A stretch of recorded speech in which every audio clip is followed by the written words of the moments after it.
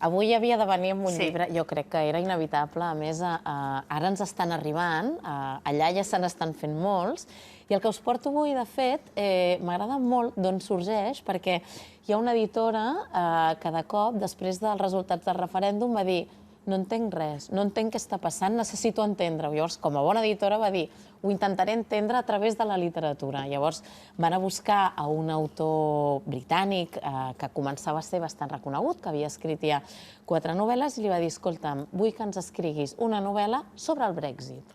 Llavors, aquesta novel·la ara s'acaba de publicar aquí, ella es va publicar l'any 2017, el referèndum va ser el 2016, i és una novel·la que es diu La Bretxa, i que d'alguna manera, a partir de només 2 personatges, aconsegueix situar-nos una mica en el context que ha permès o que ha fet que els resultats del referèndum fossin els que van ser, efectivament.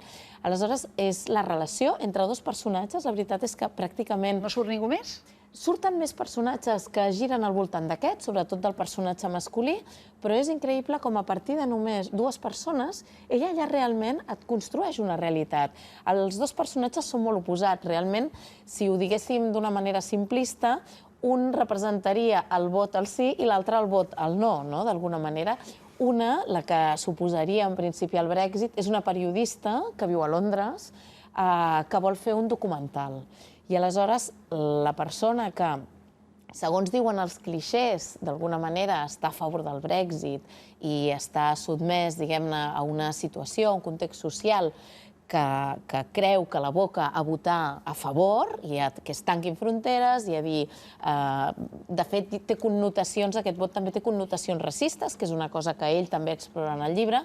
És un senyor que havia estat boxejador i que ara està retirat i que es guanya la vida una mica com pot, que viu amb els seus pares, que té una filla, que la filla té un net, que el pare no se sap massa qui és.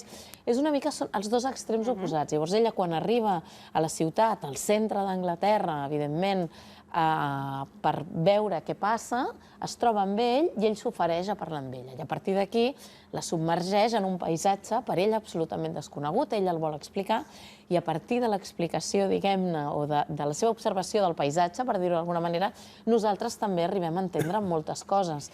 I una de les coses que m'agrada d'aquest llibre és el que us comentava, no? Moltes vegades s'associa el vot a favor del Brexit a... De fet, es va culpabilitzar molt una classe obrera, i l'autor, intenta explicar que això no és ben bé així i que, de fet, moltes de les persones que van votar a favor d'alguna manera ja estaven patint una violència endèmica molt anterior, que potser hem vist el Brexit com una possible solució, però que aquí ja hi ha un problema que fa molts anys que s'arrossega. Jo crec que és un llibre interessant.